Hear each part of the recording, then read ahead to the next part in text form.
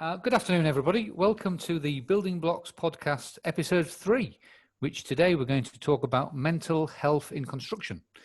I'm Gerard Topless. I'm the Executive Chairman here at Pagabo, and my guests today are Martin Hall, who's the SHE Director at Morgan Sindall Construction, Christina Coleman-McHugh, who's one of the co-founders at Moodbeam, and Ruth Hartley, who's the Health and Safety Manager for construction company NMCN.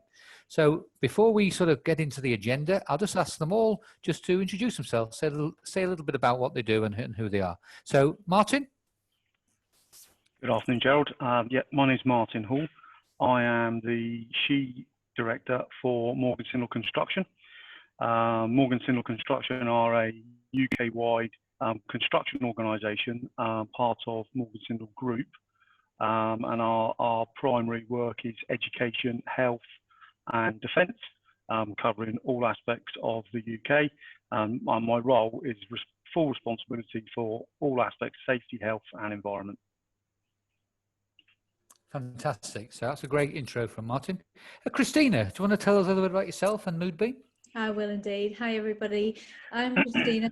I'm a co-founder of Moodbeam. Moodbeam is a user-led self-reporting wearable currently that allows you to log in real time and rate your day. Fantastic. And it's a product we've been working with a number of our construction ecosystem as well. So we'll hear a little bit about that. And Ruth, do you want to tell us who you are and your organisation, please? My name's Ruth Hartley. I work for NMCN and our primary work is in water, telecoms, road building and building. I'm employed as a health and safety manager, but then I always have to backtrack and say, but I'm not technical health and safety. All of my background is in psychology, and up until a couple of years ago, I was in academia. I made the switch into construction a couple of years ago, and my areas that I work on for my business are around understanding safety behaviour and influencing that. And also, I've been doing a lot of work around mental health for our business as well. That's great. So thanks a lot for everybody's intro there. So we'll get straight into the first question. And what I'll do is I'll just ask everybody sort of in turn, really, just to give me their views. So first question today is, what has your experience of mental health in the construction industry been like? Martin, you've been around in this industry a long time, so what's your view? A really interesting question, Gerald, that. Experience of mental health has been very varied, from worst case scenarios with dealing with people with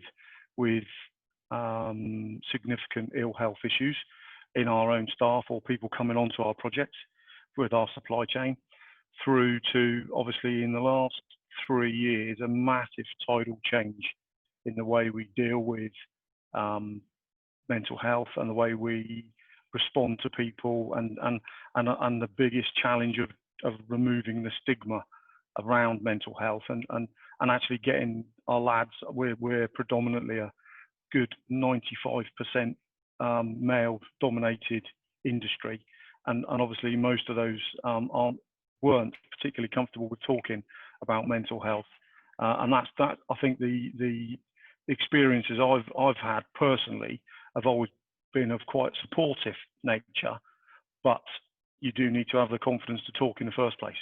Yeah. And that's the challenge. Is I think it's quite a supportive industry. I think most people are supportive of it. You will always get the older school individuals who will say fairly unpleasant things and will stick with the stigma. But I do genuinely think that, certainly my experience and the experience of working in an organisation such as Morgan Sindall is that it's a much more positive culture, and it's something that can be spoken about without the stigma or the risk of not getting a job anymore. Yeah. I mean, you made an interesting point there, Martin, and I'd like Ruth to sort of add to that as well, if you can. You said in the last 3 years, it's really seemed to change. So that tells me, the last 3 years, we are seeing a big change in our approach and our acknowledgement of it. Are you seeing the same, Ruth? I would definitely agree with that. And I think that some of that is that we've actually started to recognise it. A few years ago, we were looking at the HSE statistics, which were showing us that actually there were low levels of stress in the construction industry. But when we started to look at other data, such as the suicide rates in the construction industry, then we could really see that there was a problem that wasn't being picked up. And I think once we realised that, then we've been able to do a lot more work to actually help and support people. So I think that's also reflected in the wider society as well. So thankfully, that is also pushing us in the same direction. So I'd say, yes, there's been a change inside the industry and outside the industry, and all of that is positive. That's an interesting point, actually, and that actually probably leads quite nicely into Christina, really, because Christina's not from our industry, although her husband is, and he works in our sector. So, but Christina's developed a product which will help people, understand and acknowledge, and it has a positive impact on this. So, just from the outside perspective, what's your experience of mental health in the construction industry, Christina? Yeah, it's a really interesting one, and it's really refreshing to hear those two perspectives, because obviously, just to give you a very quick potted history, from a personal point of view, I've been married to somebody for 20 years who started their life on construction sites when they were 16. So he has seen a huge evolution of life and opinions, if you like, ever since then. But and that did help me in a way when we began this relationship with Pagabo and with everybody that we now work with, the understanding, because there's been very limited understanding of your industry outside of it. There's been huge stereotypes. It's always been a very, butch, male-oriented industry where, you put up and shut up and all of those different aspects. But what's been fantastic to see in the time that Moodbeam's been in existence, to be honest, because this was an idea in my head 4.5 years ago, and really grew out of an impetus for me to keep a connection with somebody I cared about. Now it's now evolved into something that works within your industry, all being well, because there are a lot of people like yourselves leading and championing really pioneering attitudes towards mental health within industry, and just knowing where the pitfalls are historically have been, and actually giving each person on site the opportunity to say, look, for once I feel like I matter. For once, I feel like I've got an opinion and a voice, and I'm happy to voice what that is, because as we all know, there are strong characters. But in our job really at the minute is to try and get Moodbeam, which at the minute is this basically. So it's a wearable. It allows you to log in a moment if you're having a good day or a bad day.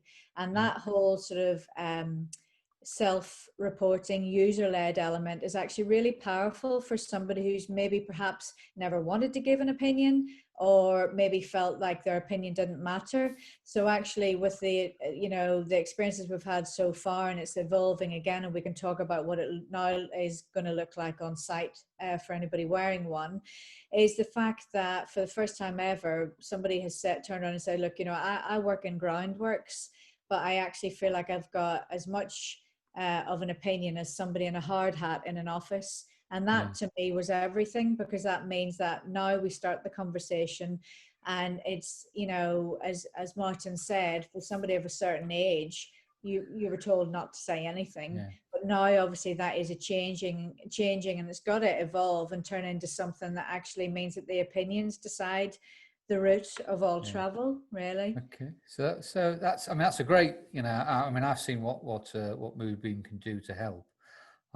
Let's just we said the last 3 years has been a change, but clearly there's been a lot more going on in the past 3 to 6 months. We've changed the way we work and all manners of things. And Martin, how has Morgan Sindall done this, and do you think the industry coped with this sudden jolt and change into what we've had to do? So interesting. Yeah, I agree, Jared, that the last 3 years has been quite enlightening and progressive, and then the last 6 months have been even more challenging, because we've suddenly found ourselves with people working in a different environment without their normal, what I'm going to call their normal safety net and their normal engagement levels. Certainly from our experience has been around, even though you're not face to face, ensuring that you're having regular communications with your team, and that you're still engaged with your local staff, even if they're sitting at home working from home in a productive manner. It's making sure you're still having that social aspect. And certainly the way I did it with my team personally was having those social calls, not work related, and actually, but also, and some of my staff that were furloughed, because I had staff members that were furloughed for a short period of time, actually making sure I picked up the phone at least once a week and spoke to them and just asked the question, how are they? And I will also say within Morgan Sindall that was reciprocated, because on a couple of occasions, people within my business, and we were certainly at the beginning in making some tough decisions, asking the likes of myself and my UKG team, you guys are right, what, because you guys are being asked everything. And actually, even though we were all fine, because we're quite a strong team, that was really essential to go, actually, we're part of a wider business that is actually looking out for us.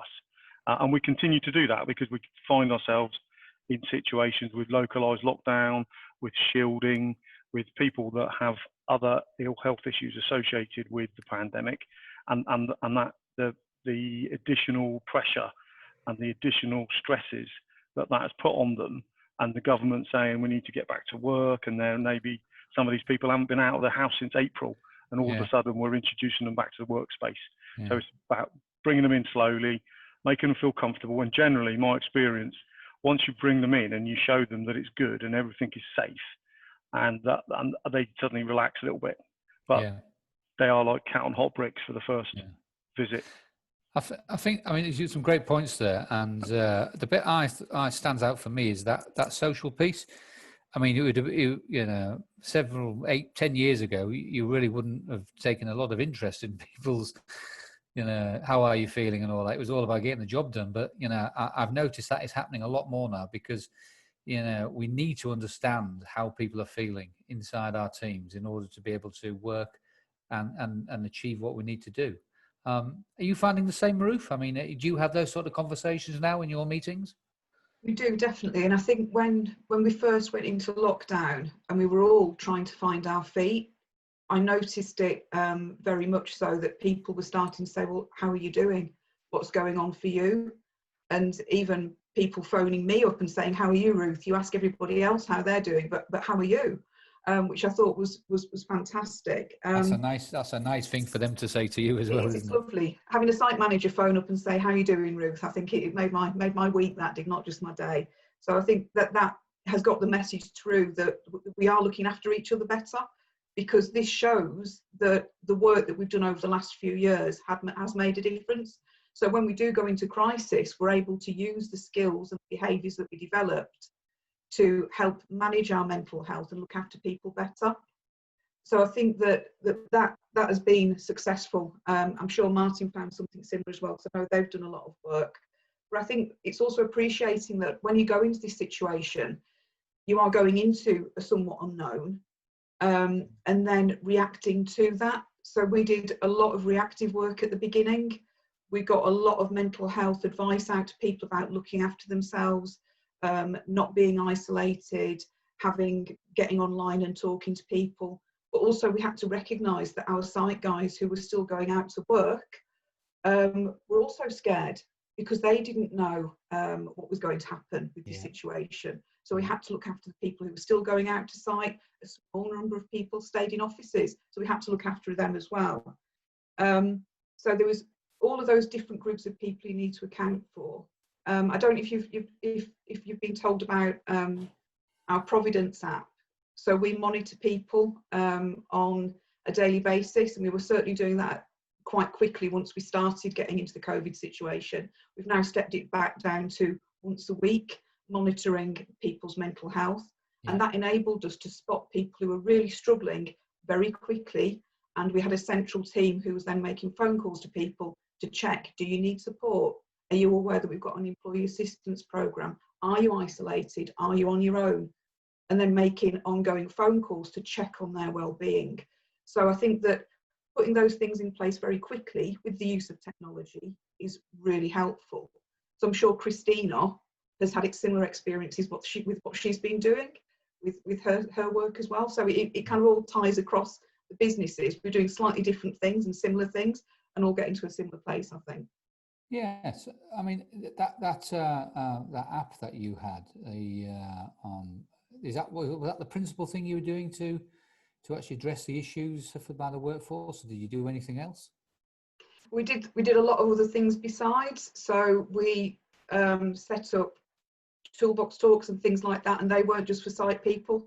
They went across the whole business. So people still in offices, people working at home. We can do it online. We can do it on site. We can do it out on site in a field if we need to, so that people are aware that we are still looking after mental health. It's still an issue, and there are lots of sources of support. So we did things that quite straightforward that you would normally expect us to do.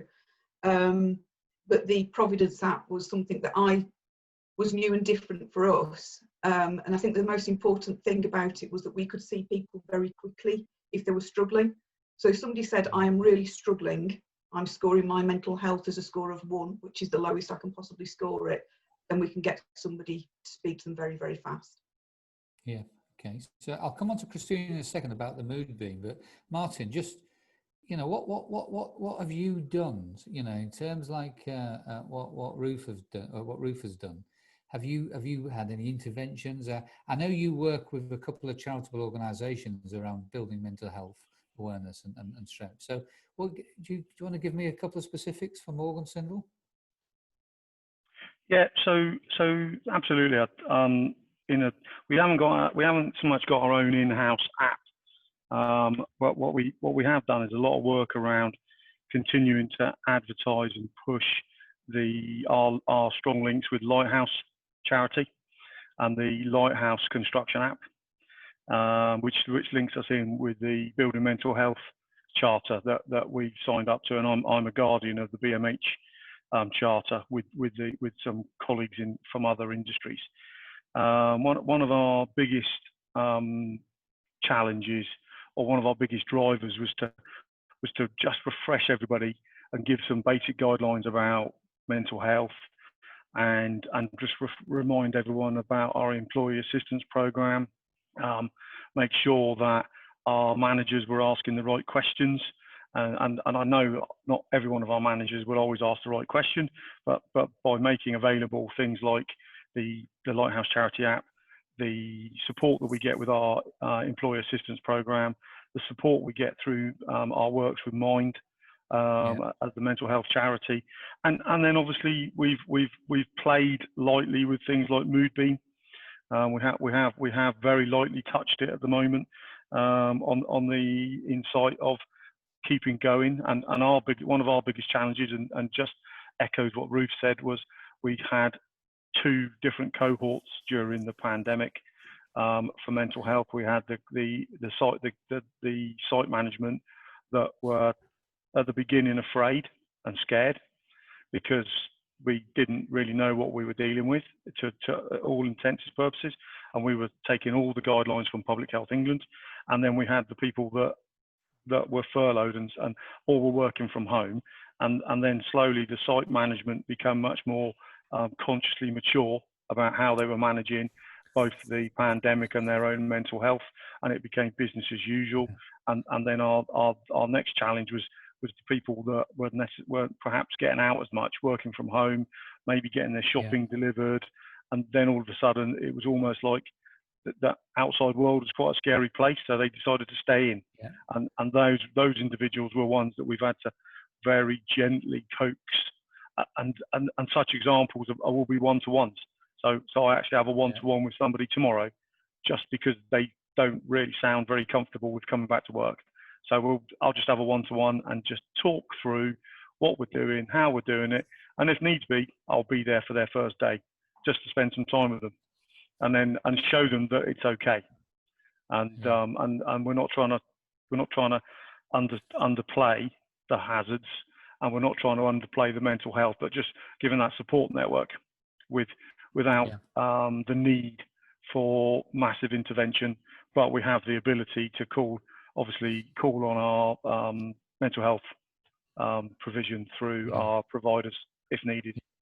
So a lot of acknowledgement, a lot of group and individual intervention. So, I mean that's a great set of sort of tools available there. I mean, Christina, Martin mentioned Moodbeam.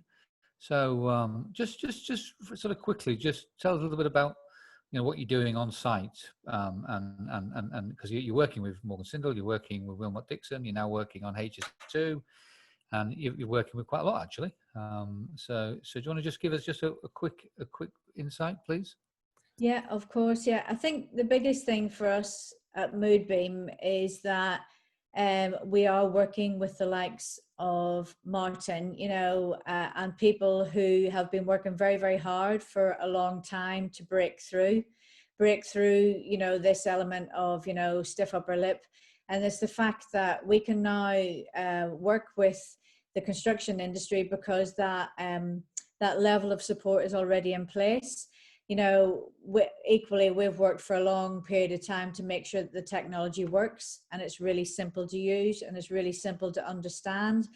But it's that crucial element of what do we do with this? It's all very well wearing one, and it's all very well, being told that this is going to help you. But the biggest thing is that people need to understand that, in the context of construction, we had a chat, didn't we, Martin? It was like, what question are you trying to address? What's been the biggest sort of barrier, if you like, to opening up those conversations, on site?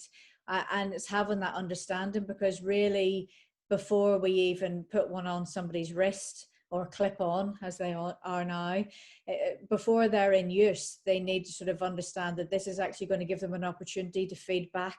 Because the biggest sort of piece of information we've had so far is that it's great having all of these fantastic initiatives, and you're both to be congratulated on this for taking it head on, but it's what feedback do we get from this? It's the fact that, your concerns have been taken on board and they've been fed back. So it's the fact that we hope that somehow making it as easy as possible and as accessible as possible to sort of record in real time, if you like. And it's not just an internal struggle, it can be external as well. It can be the weather, it can be the fact that the supplies didn't arrive, it can be the fact that you've been kicked off, one trade's kicked off and the other's put on, and there's a worry about project delays, and then the very fact that you're happy to be back on site again and seeing people, and is it safe, it's return to work. All of those elements, I like to think that we've worked really hard to offer the same piece of kit, no matter what that question is. I think you have, and I think there's going to be some more schemes, and I think that's going to be great. Look, we've had a great session today. Before I wrap up, I just want to get one question, and try and everybody keep it to 20 seconds or less. So I'll ask Ruth first. What can government do to combat this issue, mental health issues in the construction industry? 20 seconds. I've had a thought about this in advance, because we got this question in advance, and I was thinking it's not just government, it's all of us. If we're going to really shift the industry forward, we all have to do it. So in the same way as 20, 30 years ago, we were looking at the death rate through accidents, and we've all worked together to make that change, we all have to do the same for mental health now. Brilliant. So it's everybody taking responsibility for it, not just government, all of us. So it's responsibility and action as a collaborating. Martin, what's your view? 20 seconds. So fully support that view of Ruth. I'd also say we need to build in resilience, not build in a process of sticking plasters with mental health first aiders. They're really important, but actually starting to build in a culture of resilience so people recognise it before the mental health first aider is needed, and actually get to it and have a more structured way of educating from the schools right the way up around mental health. So address the root cause rather than just deal with the after effects of it. That's what you're sort of saying. That's it. And a hand up in the air to agree from Ruth. So Christina, right? 20 seconds. What can government do, or anybody else? Yeah, well, I think it's very much they've covered it off. It's the empathy. It's the fact that we're all in this together. For once, we're all on a level playing field, but really it's listening and learning and taking away those learnings. And the fact that, you can build all of these different platforms to survey, to check, but you know, it's the fact that it's user-led from the person right up. It's got to be something that grows with you. As Martin says, it's got to start at school and end at the end of life, and it's got to be a resilience and a coping mechanism that's in place, and non-apologetic way of doing it as well. Brilliant, brilliant. Okay, so right, thank you very much, everybody. Thank you to Martin, thank you to Ruth, thank you to Christina. So just as we sign off, I just want to say a little bit about the Pagabo Foundation. We started a foundation. Our MD, Jason, has promoted this, and we're raising money to help and support mental health in construction. That's all we do. We raise money for that particular program. You can check it out. It's on our website, and you can see what we're doing. And some of the schemes we're getting involved in. And I just want to finally say, I want to flag up, we've got a podcast special, which is on World Mental Health Day, which is on the 10th of October coming up.